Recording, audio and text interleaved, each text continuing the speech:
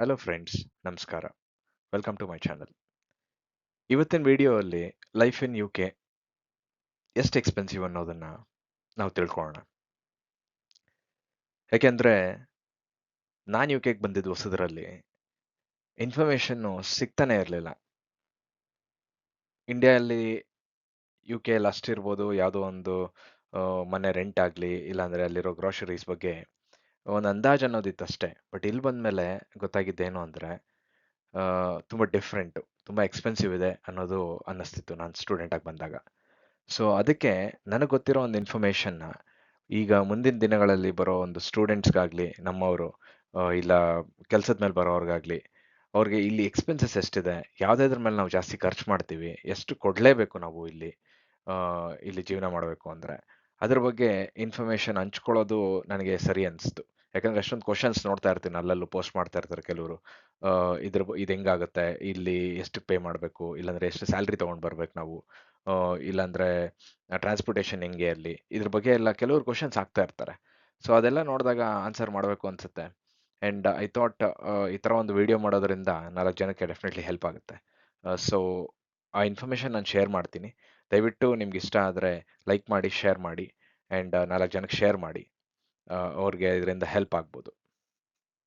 ಬನ್ನಿ ನೋಡೋಣ ಏನೇಂದ್ರ ಮೇಲೆ ನಾವಿಲ್ಲಿ ಎಕ್ಸ್ಪೆನ್ಸಸ್ಸು ಇದೆ ನಮ್ಗೆ ಇಲ್ಲಿ ಯು ಕೆಯಲ್ಲಿ ಅನ್ನೋದು ತಿಳ್ಕೊಳ್ಳೋಣ.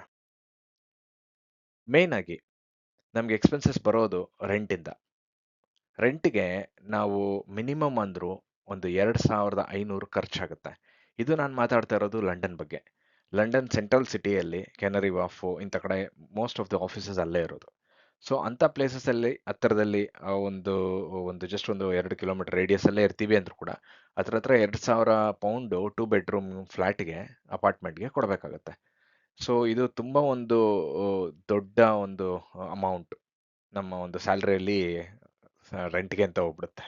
ಸೊ ಆ್ಯಂಡ್ ಮೋರ್ ಓವರ್ ಅದು ಸೆಂಟ್ರಲ್ ಲಂಡನ್ನಲ್ಲಿದ್ದರೆ, ಬೇರೆ ಸಿಟೀಸಲ್ಲಿದ್ದರೆ ಅಲ್ಲಿ ಕಮ್ಮಿ ಇರುತ್ತೆ ಸ್ವಲ್ಪ. ಫಾರ್ ಎಕ್ಸಾಂಪಲ್ ಬರ್ಮಿಂಗ್ಹ್ಯಾಮು ಮತ್ತು ಗ್ಲಾಸ್ಗೋ ಇಂಥ ಕಡೆ ಹೋದರೆ ಒಂದು 1,500ಗೆಲ್ಲ ಸೆಂಟ್ರಲ್ ಸಿಟಿಯಲ್ಲೇ ನಿಮಗೆ ಒಂದು 2 ಬೆಡ್ರೂಮ್ ಸಿಗುತ್ತೆ.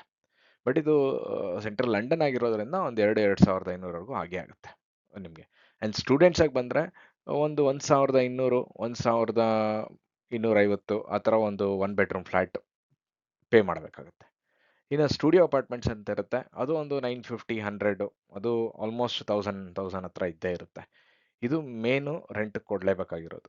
ನಾವೇನಾದರೂ ಸ್ವಲ್ಪ ಸೆಂಟ್ರಲ್ ಲಂಡನ್ನಿಂದ ಆಚೆ ಕಡೆ ಇರ್ತೀವಿ, ಒಂದು 30 ಮಿನಿಟ್ಸ್ ಡಿಸ್ಟೆನ್ಸ್ ಟ್ರೈನಲ್ಲಿ ಹೋಗಿ ಬರೋ ಥರ ಇಟ್ಕೋತೀವಿ ಅಂದರೆ ಆವಾಗ ಸ್ವಲ್ಪ ಕಮ್ಮಿ ಆಗುತ್ತೆ. ಫಾರ್ ಎಕ್ಸಾಂಪಲ್ಲು ಒಂದು 1,500ಗೆ ನಿಮಗೆ ಡಬಲ್ ಬೆಡ್ರೂಮ್ ಸಿಗ್ಬೋದು, ಇಲ್ಲಾಂದರೆ ಒಂದು 1,700 ಆ ಥರ.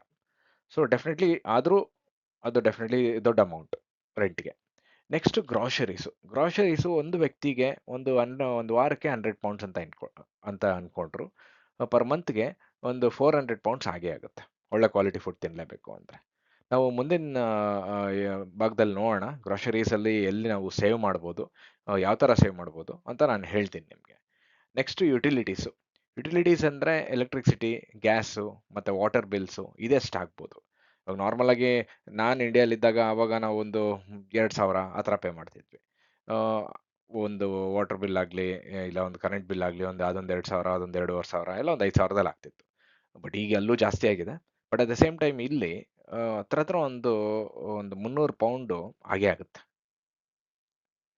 ಸೊ ಇದು ದೊಡ್ಡ ಅಮೌಂಟೇ. And transportation depends. ನಾವೇನಾದರೂ ಸೆಂಟ್ರಲ್ ಲಂಡನ್ನೇ ಇರ್ತೀವಿ, ಆಫೀಸ್ಗೆ ಹತ್ತಿರದಲ್ಲಿ ಇರ್ತೀವಿ ಅಂದಾಗ ಅಷ್ಟೊಂದು ಟ್ರಾನ್ಸ್ಪೋರ್ಟೇಷನ್ನು ಆಗಲ್ಲ. ಬಿಕಾಸ್ ನಾವು ಹಾರ್ಡ್ಲಿ ಒಂದು 50 ಪೌಂಡ್, 60 ಪೌಂಡಲ್ಲಿ, ಇಲ್ಲ ಒಂದು 80 ಪೌಂಡಲ್ಲಿ, ಇಲ್ಲ ಲೆಸ್ ದೆನ್ 100 ಪೌಂಡ್ಸಲ್ಲಿ ನಾವು ಮ್ಯಾನೇಜ್ ಮಾಡ್ಬೋದು. ಬಟ್ ನಾವೇನಾದರೂ ಸ್ವಲ್ಪ ಔಟರ್ ಲಂಡನಲ್ಲಿ ಇರ್ತೀವಿ, ಇಲ್ಲ ಔಟರ್ ಇರ್ತೀವಿ, ಒಂದು 30 ಮಿನಿಟ್ಸ್ ಡಿಸ್ಟೆನ್ಸಲ್ಲಿ ಅನ್ನೋದೇ ಆಯಿತು ಅಂದರೆ, ಆವಾಗ ನೀವು ಎವ್ರಿ ಡೇ ಟ್ರಾವೆಲ್ ಮಾಡಬೇಕು, ಆಫೀಸ್ಗೆ ಹೋಗಿ ಬರಬೇಕು ಟ್ರೈನಲ್ಲಿ ಅನ್ನೋದೇ ಆಯಿತು ಅಂದರೆ 30 ಮಿನಿಟ್ಸ್ ಜರ್ನಿ ಇರುತ್ತೆ, ಒಂದು 40 ಮಿನಿಟ್ಸ್ ಜರ್ನಿ ಇರುತ್ತೆ. ಅಂಥ ಟೈಮಲ್ಲಿ ಮಂತ್ಲಿ ಪಾಸ್ ತಗೋಬೇಕು. ಅದಕ್ಕೊಂದು 300 ಪೌಂಡ್ ಆದರೂ ಕೊಡಲೇಬೇಕು ಪಾಸ್ಗೆ. So next council tax. ಇದು ತುಂಬ ಕಾಮನ್ನು, ಎಲ್ಲರೂ ಪೇ ಮಾಡಬೇಕಾಗಿರೋದು. ಬಟ್ ಸ್ಟೂಡೆಂಟ್ಸ್ಗೆ ಇದು ಎಕ್ಸೆಂಪ್ಷನ್ ಇದೆ, ಅವ್ರು ಬಂದಾಗ, ಅವರು ಸ್ಟೂಡೆಂಟ್ ವೀಸಾಲಿದ್ದಾಗ. ಸೊ ಅದರಿಂದ ಭಯಪಡಬೇಡಿ. ಕೆಲಸ ಮಾಡೋರಿಗೆ ಇದು ಖಂಡಿತ ಅಪ್ಲೈ ಆಗುತ್ತೆ. ಆ್ಯಂಡ್ ಡಿಫ್ರೆಂಟ್ ಬ್ಯಾಂಡ್ಸ್ ಇದೆ ಇದರಲ್ಲಿ, band A, band B, band C ಆ ಥರ. ಸೊ ನಾನಿರೋದು ಇವಾಗ ಬ್ಯಾಂಡ್ ಸಿ ಅಲ್ಲಿ. 225 ಪೌಂಡು ಮಂತ್ಲಿ ಪೇ ಮಾಡಲೇಬೇಕು ಇದಕ್ಕೆ, ಇದು compulsory. And next child care ಇಲ್ಲಿ ಕೆಲಸ ಮಾಡೋಕ್ಕೆ ಬಂದಿರೋರು ಮಕ್ಕಳಿರ್ತಾರೆ, ಅವ್ರಿಗೆ ಮಗುನ ನೋಡ್ಕೋಬೇಕು ಅಂತ ನಾವೇನಾದರೂ ಬೇರೆ ಕಡೆ ಕಳ್ಸಿದ್ರೆ ಪರ್ ಡೇ ಹತ್ರ ಒಂದು 50 ಪೌಂಡ್ ಇದೆ. ಸೊ ತಿಂಗಳಿಗೆ ಹೆಂಗಿಲ್ಲ ಅಂದ್ರೂ ಒಂದು 1500 ಆಗುತ್ತೆ. ಕೆಲವರು ಎಲ್ಲ ದಿನಾನು ಕಳ್ಸಲ್ಲ. ಮೈಟ್ ಬಿ ಒಂದು 3 ಡೇಸ್ 4 ಡೇಸ್ ಕಳಿಸ್ತಾರೆ. ಇನ್ನೊಂದು 2 ದಿನ ಅವ್ರ ಮನೆಯಿಂದ ಕೆಲಸ ಮಾಡೋದ್ರಿಂದ ಅವರೇ ಮಕ್ಕಳನ್ನು ನೋಡ್ಕೊಂಡು ಕೆಲಸನೂ ಮಾಡೋ ಥರ ಇರುತ್ತೆ.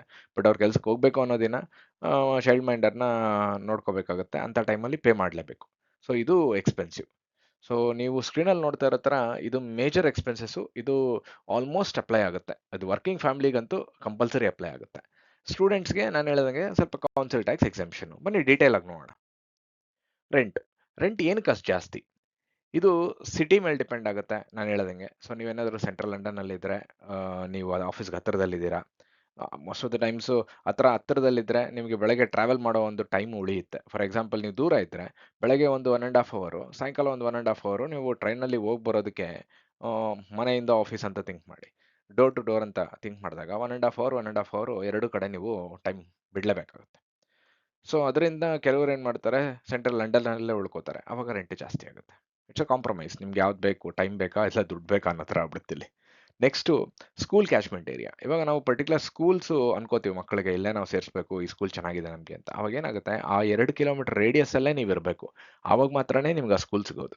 ಇದು ಪ್ರೈವೇಟ್ ಸ್ಕೂಲ್ಸ್ ಅಲ್ಲ, ಪಬ್ಲಿಕ್ ಸ್ಕೂಲ್ಸ್ ಬಗ್ಗೆ ನಾನು ಹೇಳ್ತಿರೋದು.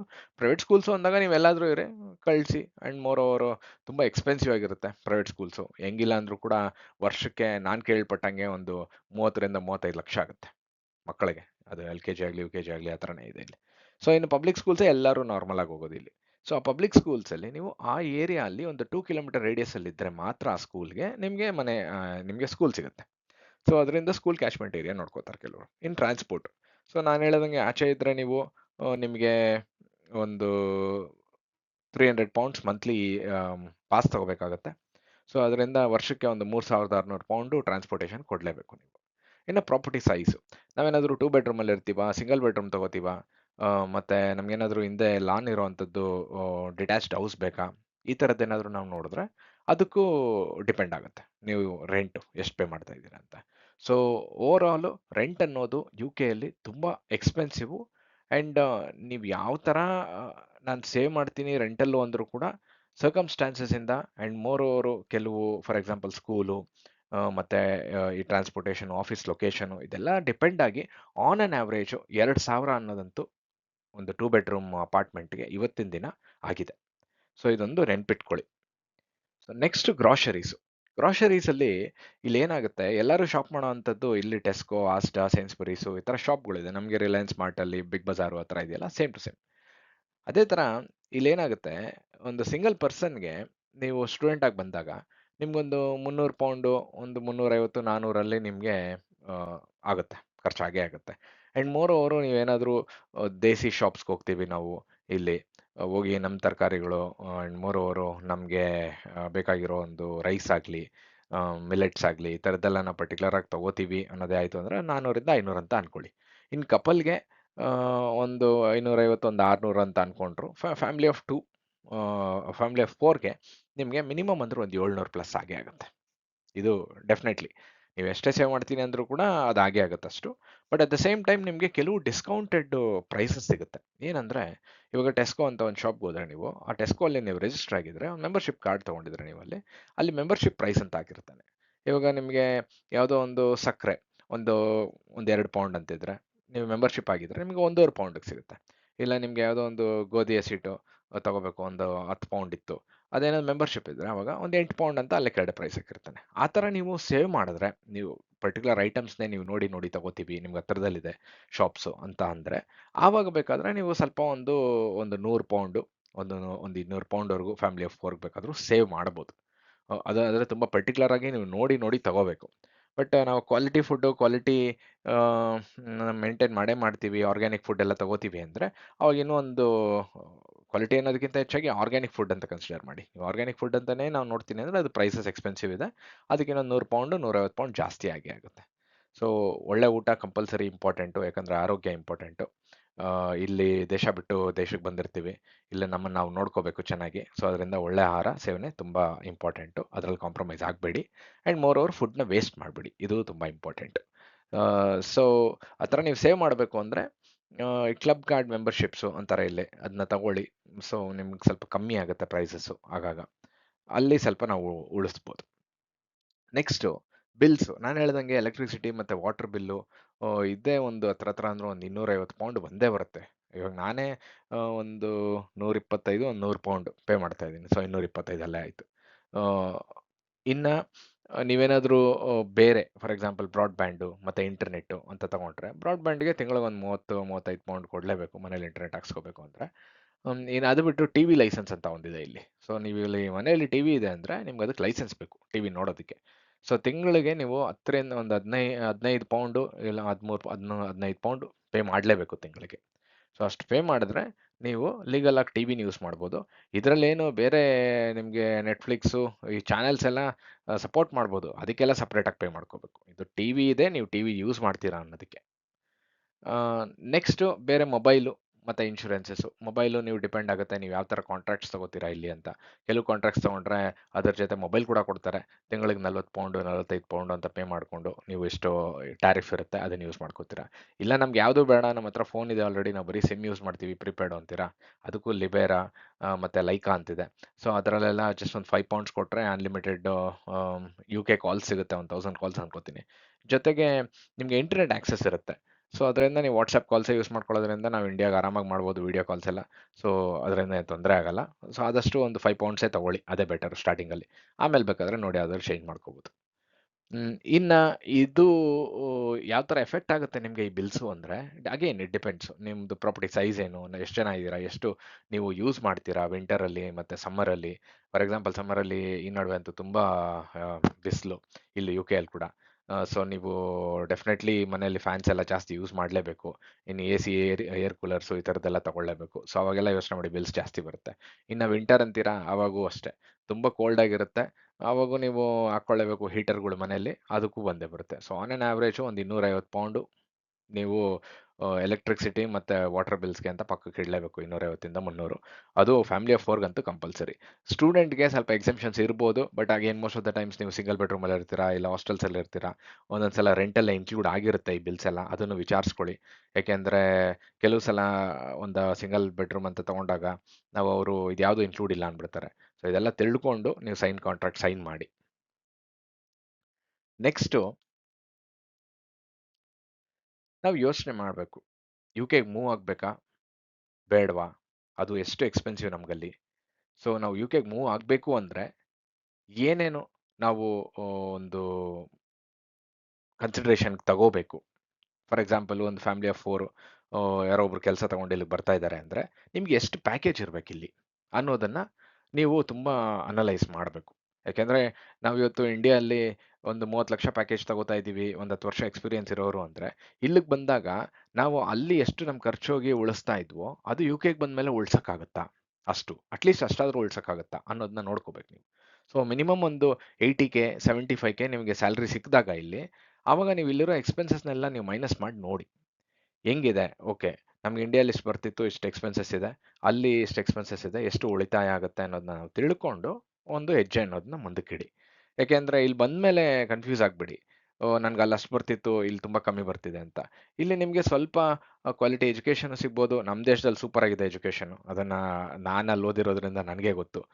ಅಲ್ಲಿಗೂ ಇಲ್ಲಿಗೂ ಕಂಪೇರ್ ಮಾಡಿದಾಗ ಅಲ್ಲಿ ಎಷ್ಟು ಚೆನ್ನಾಗಿದೆ ಅಂತ. ಬಟ್ ಎಲ್ಲ ಎಜುಕೇಷನ್ನು ಕ್ವಾಲಿಟಿ ಅಂತಾನೆ ನಾವು ಕನ್ಸಿಡರ್ ಮಾಡಬೇಕು. ಇದು ತಪ್ಪು ಅದು ರೈಟು ಅಂತ ನಾನು ಹೇಳಲ್ಲ. ಯಾಕೆಂದರೆ it depends. And more over ನಾವು ಓದೋದ್ರ ಮೇಲೂ ಎಲ್ಲ ಡಿಪೆಂಡ್ ಆಗುತ್ತಲ್ಲ. ಸೊ ಅದರಿಂದ. ಇನ್ನು ಹೆಲ್ತ್ ಕೇರು ನೀವೇ ನೋಡ್ತಾ ಇದ್ದೀರಾ. ಇಲ್ಲೆಲ್ಲ ಈ ನಡುವೆ ಫಾರಿನ್ ಕಂಟ್ರೀಸಲ್ಲಿ ತುಂಬ ಬ್ಯುಸಿ ಆಗ್ಬಿಟ್ಟಿದೆ. ಅಂದರೆ ಅಪಾಯಿಂಟ್ಮೆಂಟ್ಸ್ ಎಲ್ಲ ಸಿಗೋದೆಲ್ಲ ತುಂಬ ಕಷ್ಟ ಅನ್ನೋ ಥರ ಇದೆ. ನಮ್ಮ ಇಂಡಿಯಾದಲ್ಲಿ ನಮ್ಮ ಹತ್ರ ದುಡ್ಡಿದ್ರೆ ಎಂಥ ಹಾಸ್ಪಿಟ್ಲ್‌ಗೆ ಬೇಕಾದರೂ ಯಾವ ಟೈಮಲ್ಲಿ ಬೇಕಾದರೂ ಅಪಾಯಿಂಟ್ಮೆಂಟ್ ತೊಗೋಬೋದು. ಸೊ ಇದೆಲ್ಲ ಈ ಥರ ಅಡ್ವಾಂಟೇಜಸ್, ಡಿಸಡ್ವಾಂಟೇಜಸ್ ಅನ್ನೋದು ಇದ್ದೇ ಇದೆ ಎಲ್ಲ ಕಡೆ. ಬಟ್ ನೀವು ಫ್ಯಾಮಿಲಿ ಸಮೇತ ಮೂವ್ ಆಗ್ತಾ ಇದ್ದೀರಾ, ಒಂದು ಕೆಲಸ ಸಿಕ್ಕಿದೆ ನಮಗಿಲ್ಲಿ ಅಂದಾಗ, ಒಳ್ಳೆ ಪ್ಯಾಕೇಜ್‌ನ ನೆಗೋಷಿಯೇಟ್ ಮಾಡ್ಕೊಳ್ಳಿ. ನೆಗೋಷಿಯೇಟ್ ಮಾಡಿಕೊಂಡು ನೀವು ಇಲ್ಲಿ ಬಂದರೆ ನಿಮಗೆ ತುಂಬ ಹೆಲ್ಪ್ ಆಗುತ್ತೆ. ನಾನೇನಿಲ್ಲ ಈ UK ಅಂತಲ್ಲ, ಬೇರೆ ಯಾವುದೇ ದೇಶಕ್ಕೆ ನೀವು ಹೋದ್ರೂ ಕೂಡ ಮೂವ್ ಆದಾಗ ಒಂದು 3 ಇಯರ್ಸ್, 5 ಇಯರ್ಸು ನಿಮಗೆ ಸೇವ್ ಮಾಡ್ಕೋಬೋದು. ಬಟ್ ಜಾಸ್ತಿ ಈ ಥರ ಎಕ್ಸ್ಪೆನ್ಸಸ್ ಎಲ್ಲ ಇದ್ದಾಗ ನೀವು ನೋಡಿಕೊಂಡು ಎಲ್ಲಿ ಉಳ್ಕೋಬೇಕು ನಾನು, ಯಾವ ಸೆಂಟ್ರಲ್ ಲಂಡನ್ನಲ್ಲಿ ಬೇಕಾ, ಇಲ್ಲ ಸ್ವಲ್ಪ ಆಚೆ ಕಡೆ ಇರಬೇಕಾ, ಇದನ್ನೆಲ್ಲ ನೀವು ಅನಲೈಸ್ ಮಾಡಬೇಕಾಗತ್ತೆ. ಅವಾಗ ಮಾಡಿದಾಗ ಮಾತ್ರನೇ ನಿಮಗೆ ಒಂದು ಸ್ವಲ್ಪ ಸೇವಿಂಗ್ಸ್ ಅನ್ನೋದು ಆಗೋದು. ಆ್ಯಂಡ್ ಲಾಂಗ್ ಟರ್ಮ್ ನೀವೇನಾದರೂ ಸೆಟ್ಲ್ ಆಗ್ತೀರಾ ಇಲ್ಲೇ, ಯು ಕೆ ಅಲ್ಲೇ ಅನ್ನೋದೇ ಆಯಿತು ಅಂದರೆ ಎಲ್ಲ ಕನ್ಸಿಡರ್ ಮಾಡಿದಾಗ ನಿಮಗೆ ಮನೆ ತೊಗೊಳೋದಕ್ಕೆಲ್ಲ ಯೂಸ್ ಆಗುತ್ತೆ. ಸೊ ಅದರಿಂದ ನಾನು ಮುಂದಿನ ವಿಡಿಯೋಲ್ಲಿ ಆ್ಯಕ್ಚುಲಿ ಇಲ್ಲಿ ವೀಸಾ ರಿಕ್ವೈರ್ಮೆಂಟ್ಸ್ ಹೆಂಗಿದೆ ಸ್ಟೂಡೆಂಟ್ಸ್ಗೆ ಆ್ಯಂಡ್ ಫ್ಯಾಮ್ಲೀಸ್ಗೆ ಬರೋವ್ರಿಗೆ ಅನ್ನೋದನ್ನು ನಾನು ಮಾಹಿತಿ ತಿಳಿಸ್ಕೊಡ್ತೀನಿ. ಆ್ಯಂಡ್ ಸ್ಟೂಡೆಂಟ್ಸ್ ಕೂಡ ಅಷ್ಟೇ, ನೀವು ಈ ಒಂದು ಮಾಹಿತಿಯನ್ನು ಯೂಸ್ ಮಾಡ್ಕೊಳ್ಳಿ. ನಿಮಗೆ ಕನ್ಸಲ್ಟೆನ್ಸಿಯಲ್ಲೂ ಕೆಲವು ಹೇಳ್ಬೋದು, ಕೆಲವು ಹೇಳದೇ ಇರ್ಬೋದು. ಇದು ನನ್ನ ಪ್ರಾಕ್ಟಿಕಲ್ ಎಕ್ಸ್ಪೀರಿಯನ್ಸ್ ಇಲ್ಲಿ ಈ ದೇಶದಲ್ಲಿ. ಎಕ್ಸ್ಪೆನ್ಸಸ್ ಅನ್ನೋದು ತುಂಬಾ ಇದೆ, ಖರ್ಚು ಅನ್ನೋದಿದೆ. But at the same time ನೀವು ಸ್ಟೂಡೆಂಟಾಗಿ ಬಂದಾಗ ನಿಮ್ಮದು ಗೋಲ್ಸು ಕರೆಕ್ಟಾಗಿ ಇಟ್ಕೊಳ್ಳಿ. ಒಳ್ಳೆ ಎಜುಕೇಷನ್ನು, ಒಳ್ಳೆ ಯೂನಿವರ್ಸಿಟಿ ಸೆಲೆಕ್ಟ್ ಮಾಡಿಕೊಂಡು ಮುಗಿಸಿದ ತಕ್ಷಣ ನಿಮಗೆ ಕೆಲಸ ಸಿಗಬೇಕು ಆ ಥರ ಒಂದು ಕೋರ್ಸ್ಗಳು ತಗೊಂಡು, ಇಲ್ಲಿ ಯಾವುದು ತುಂಬ ಬೂಮಲ್ಲಿದೆ ಆ ಕೋರ್ಸ್ಗಳ್ನೆಲ್ಲ ತಿಳ್ಕೊಂಡು ಅದನ್ನು ಅಪ್ಲೈ ಮಾಡಿಕೊಂಡು ಚೆನ್ನಾಗಿ ಓದಿ ಕೆಲಸ ತಗೋಬೇಕು. ಆವಾಗೇ ನೀವು ಹಾಕೋ ಎಫರ್ಟ್ಸ್ಗೆ 1 ಇಯರು ನೀವು ಕಷ್ಟಪಟ್ಟು ಲೋನ್ ಮಾಡ್ಕೊಂಡು ಬಂದಿರೋ ದುಡ್ಡನ್ನ ತೀರ್ಸೋಕ್ಕಾಗಲಿ, ಇಲ್ಲಾಂದರೆ ನೀವು ನಿಮ್ಮೊಂದು ಭವಿಷ್ಯನ ಚೆನ್ನಾಗಿ ರೂಪಿಸ್ಕೊಳ್ಳೋದಕ್ಕೆ ನಿಮಗೆ ಒಳ್ಳೆಯದಾಗುತ್ತೆ. ಸೊ ನಾನು ಅಪ್ಕಮಿಂಗ್ ವೀಡಿಯೋಸಲ್ಲಿ ನಾನು ವೀಸಾ ಬಗ್ಗೆ ಮತ್ತು ಇಲ್ಲಿ ಕೆಲಸ ಹುಡ್ಕೋದ್ರ ಬಗ್ಗೆ, ಹೆಂಗೆ ಕೆಲಸ ಹುಡುಕಬೇಕು ಮತ್ತು ಇನ್ನೂ ಬೇರೆ ಎಷ್ಟೋ ವಿಷಯಗಳಿದೆ, ಎಲ್ಲ ನಾನು ನಿಮಗೆ ತಿಳಿಸ್ಕೊಡ್ತೀನಿ. Thank you very much. Thanks for watching. ನೀವು ದಯವಿಟ್ಟು ಶೇರ್ ಮಾಡಿ ಬೇರೆಯವ್ರಿಗೆ ಇಂಥ ಒಂದು ಇನ್ಫಾರ್ಮೇಷನು. ಆ್ಯಂಡ್ ಮೋರ್ ಓವರ್ ನಿಮ್ಗೇನಾದರೂ ಡೌಟ್ಸ್ ಇದ್ದರೆ ಕಮೆಂಟ್ಸ್ ಹಾಕಿ. ಕಮೆಂಟ್ಸಲ್ಲಿ ನೀವು ಹೇಳಿ ಇಂಥ ಒಂದು ಟಾಪಿಕ್ಕು ಮಾತಾಡಿ ಇದ್ರ ಬಗ್ಗೆ ನಾವು ತಿಳ್ಕೋಬೇಕು ಅಂದರೆ ಡೆಫಿನೆಟ್ಲಿ ನಾನು ಅದ್ರ ಬಗ್ಗೆ ಒಂದು ವಿಡಿಯೋ ಮಾಡಿಕೊಡ್ತೀನಿ. Thank you very much and ಎಲ್ಲ ಒಳ್ಳೆಯದಾಗಲಿ.